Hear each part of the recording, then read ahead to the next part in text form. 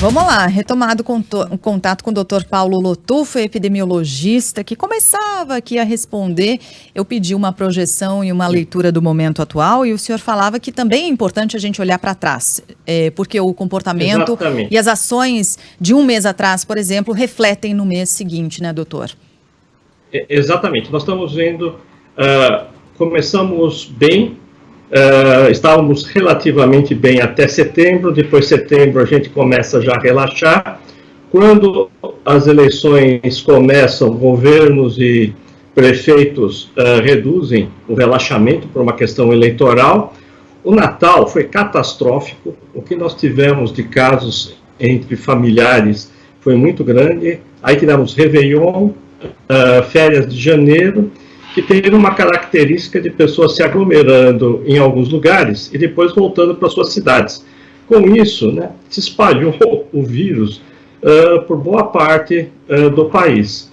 E nós só fomos conseguir ter noção dos equívocos que foram tomados muito recentemente, de uma forma muito dura, com um aumento progressivo de casos e mortes, e que só foi ter impacto no momento que chegou e falou assim: olha, não tem mais vaga em lugar nenhum, não adianta nem pagar, né, porque você não terá aonde ficar internado. Então nós começamos aqui em São Paulo aí o emergencial, depois teve esse feriadão, e nós estamos então numa outra fase. O que eu posso passar de informação, que é relativamente original, o nosso grupo tem um segmento dos sintomas, que a gente faz via Facebook, tem funcionado muito bem no mundo inteiro. E é o que sempre antecipa o que vai acontecer. E agora nós temos uma boa notícia, que nós estamos tendo uma regressão das pessoas que referem sintomas da Covid. Ao mesmo tempo, nós estamos tendo uma quantidade menor de casos internados, ou melhor, nós temos um aumento menor dos casos internados. É diferente do que eu estou falando. Mas ainda nós estamos tendo o último impacto, que sempre são as mortes. As mortes são o que acontece por último, né? É o que nós estamos tendo até agora. Os 4.000 foram notificados ontem. Tem um atraso sempre do final de semana, feriado, então houve uma junção, mas pouco importa isso daí, porque é um número absurdo, né? Imagina que é o mesmo número que aconteceu na China. Então, em termos de previsão, se nós conseguirmos manter o atual momento de distanciamento social, nós vamos conseguir ter um sossego até o final de abril, mas que deverá ser muito rigoroso ainda. Por exemplo, eu já lanço uma advertência sobre o Dia das Mães, né? Nós temos que ter todos os cuidados em relação ao Dia das Mães, com o lema, né? Faça uma grande festa em 2022 com a sua mãe, né? Cumprimentando ela à distância em 2021. Sheila. Doutor, a gente que trabalha com informação fica maluco, né, com a quantidade de fatos até contraditórios. A gente vê aí o lockdown em Araraquara, funcionou muito bem. Então a solução é essa, é fechar tudo. Mas aí a gente olha para o Texas. Texas liberou o uso de máscaras. O presidente criticou o governador texano, mas os números caíram, mesmo com o libera geral. Suécia e Alemanha fizeram coisas muito diferentes no início da pandemia e chegaram a resultados parecidos. A Suécia depois se arrependeu de ter aberto o país. É tudo muito confuso e muito contraditório. No nosso caso, Brasil, com as nossas particularidades geográficas, climáticas, o inverno vem aí, até onde a gente sabe agora, o que a gente fez de errado para estar nessa situação e o que a gente tem de fazer de certo a partir de agora? Megali, veja só, eu estava ouvindo a Mônica apresentar, né, e o que vocês vão comentando. Primeiro que eu digo assim, com tantas contradições, a imprensa consegue passar informações bastante críveis. A contradição, ela começa pelo vírus, né? É um vírus que tem um comportamento que a gente desconhecia. Então ele atua de formas muito imprevistas. Esse é o nosso inimigo, né? Do nosso lado, o que aconteceu em todos os países é que a pandemia, ela, obviamente, por ser um fenômeno social, ela tem uma condução política, e nós tivemos péssimos políticos conduzindo. O principal deles já foi colocado para fora, Donald Trump. O segundo responsável foi o Boris Johnson, que eu falo isso porque a Inglaterra é o país, é a pátria da saúde pública, da epidemiologia, da vacina, do saneamento básico, tudo em saúde pública começou na Inglaterra. Eles têm um sistema mais avançado e o Boris Johnson no início foi péssimo. Ele somente reverteu tudo depois que ele ficou doente e o pessoal técnico conseguiu assumir o poder, né? E aqui no Brasil, não preciso falar quem é o responsável maior. Então, o erro sempre acontece pela liderança, né? A partir daí que nós temos os problemas. Eu vou lembrar para vocês, quando começou em março a pandemia de 2020, todos os governos do estado, eles começaram o processo de distanciamento social. Eu me lembro que São Paulo falou que era para começar no dia 23 de março, mas uma semana antes, no dia 17 e 18, todo mundo tinha sumido, né? As lojas tinham fechado, as escolas, as pessoas não estavam na rua, né? Sendo que a obrigação ainda iria demorar, ou seja, as pessoas estavam conscientes. Depois começou a ter um chamado na televisão falando que tudo aquilo era bobagem, né? Então nós começamos a ter, né, um movimento em dois sentidos, um favorável ao distanciamento, outro contrário, e que levou a uma situação que poderia ter sido pior, mas nós conseguimos conter de uma forma muito boa em alguns estados. Eu acho que São Paulo foi um bom exemplo, e a cidade de Manaus é o exemplo de onde você solta tudo, né, e acontece um morticínio como aconteceu. Para vocês terem uma ideia, se o país inteiro tivesse a mortalidade que Manaus teve, nós teríamos quase 4 a 5 vezes mais mortos no país, né? Quer dizer, isso prova como vários governos de estado e prefeitos foram muito responsáveis, Megali.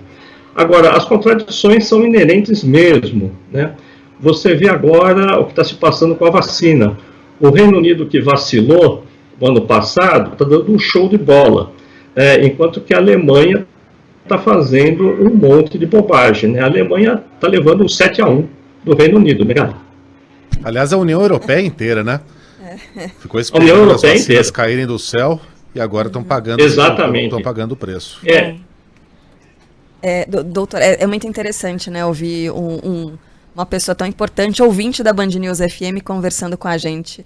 O doutor Lotufo citou a Mônica Bergamo há pouco, né, com uma intimidade de quem realmente ouve a rádio, e aí aproveito para perguntar para o senhor, doutor, sobre essa informação, né, que a Mônica obteve com exclusividade, sobre a efetividade da Coronavac contra essa variante de Manaus, uma pesquisa que foi feita com 67 mil profissionais da saúde na capital do Amazonas, mostrando que há sim efetividade na prevenção contra a variante de Manaus. Muito importante essa informação, é uma boa notícia mesmo, né, doutor?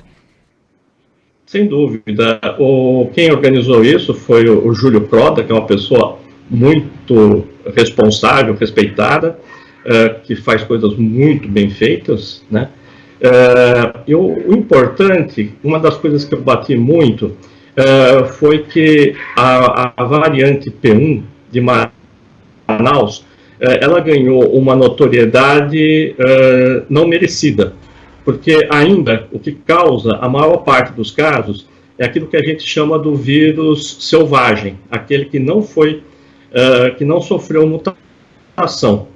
Mesmo no Reino Unido, onde eles têm a variante deles, 60% dos casos que eles tiveram lá continua sendo ainda do vírus selvagem, né, do vírus inicial. Então, essa questão aí da variante, como você falou, né, chamada de P1, aqui variante Manaus, mas o mundo inteiro como variante brasileira, ela ganhou uma força muito grande porque serviu de justificativa para os governos. O ministro Pazuello foi o primeiro a falar, não, nós fizemos tudo bem, né? O problema é que veio uma variante. E não só ele. teve governadores, teve secretários de Estado, prefeitos, que fazem essa alegação. E veja que quando prefeitos resolvem fazer o que precisa ser feito, como aconteceu em Araraquara, nós vamos ter resultados muito bons. Então, realmente, é uma notícia excelente, que tanto faz a variante que a Coronavac está tendo a eficácia que já foi testada anteriormente. Uhum. Doutor Lotufo, eu estava lendo os dados divulgados na plataforma dos dados genômicos ali da Fundação Oswaldo Cruz, da Fiocruz, apontando para os resultados que indicam o seguinte: o Brasil tem um cenário com a presença de 92 cepas do coronavírus em circulação no território nacional desde o começo da pandemia. Duas variantes de preocupação grande na OMS, uma delas é essa, a P1, a amazônica, além daquela surgida no Reino Unido, as duas associadas a maior transmissibilidade. Como encarar esse cenário com 92 cepas e como conter isso? É do mesmo jeito como se contém até agora, ou seja, evitando ao máximo a circulação do vírus, a circulação das pessoas? Exato. Sheila, uma grande pergunta que todo mundo faz, né, onde é que está a cepa nova da Nova Zelândia, de Taiwan, de Singapura, da Coreia? Não existe, né? Porque para existir uma nova cepa precisa existir mutação. Para existir mutação, o vírus precisa estar se multiplicando em novos organismos. Então, onde aconteceu isso? Onde aconteceu o controle ruim. Foi o Reino Unido inicialmente, África do Sul, Manaus, toda a região norte dos estados do México e o sul da Califórnia, né, que são os locais onde apareceram essas principais cepas. O fato de ter 92 não significa que elas vão ter efeitos patogênicos maiores, né? Quer dizer assim, isso é comum, né? Elas, desde que saíram de Wuhan, nós vamos tendo algumas mutações que a gente até consegue traçar por onde andou o vírus. Um detalhe para vocês da comunicação, é muito interessante, como se fala da cepa da África do Sul, do Reino Unido, fala-se a brasileira, mas pouco se fala da cepa do sul da Califórnia, né? Os americanos quase não falam sobre isso. Ô, doutor, só para terminar, nosso tempo já se esgotou, e eu peço desculpas porque eu vou fazer uma pergunta complexa e pedir uma resposta rápida. Tá a gente vai ter que ficar para sempre usando máscara? Megali, há 20 anos eu estive no Japão, eu cheguei lá e vi um monte de gente de máscara. Para mim, naquela época, eu achava que eram pessoas que tinham feito transplante, que tinham imunidade comprometida, que usavam máscara, né, essas pessoas. Descobri que nos países orientais, se você deu 2 espirros, você só sai na rua usando máscara. Então, eu digo que nem todo mundo vai usar máscara, mas a máscara será parte do nosso cotidiano. Nós vamos ensinar nas escolas que o segundo espirro, né, você tem que usar máscara. Colocar um Imagine aqui para o Dr. Paulo Lotufo, para a gente dar deixar o clima um pouco mais leve, viu, doutor? Porque o senhor está falando aí nas pessoas usando máscaras no Japão, depois do segundo espirro, e aqui no Brasil a gente tem jogador do Palmeiras sendo flagrado andando no shopping depois de testar positivo para o coronavírus, né? Com a mãe! Com a mãe, gente! É inacreditável. Pelo amor, Luiz Adriano, pelo amor. Tava andando no shopping com a mãe. Mãe, doutor, foi levar a mãe para fazer compras. Nossa, com o Covid. Que cara maluco. Doutor, obrigado pela entrevista, doutor Paulo Lotufo. Até a próxima. Obrigado pela audiência. Eu que agradeço. Até a próxima, então. Tá? Obrigada. Bom dia, doutor. Um abraço. Beijo. Tchau.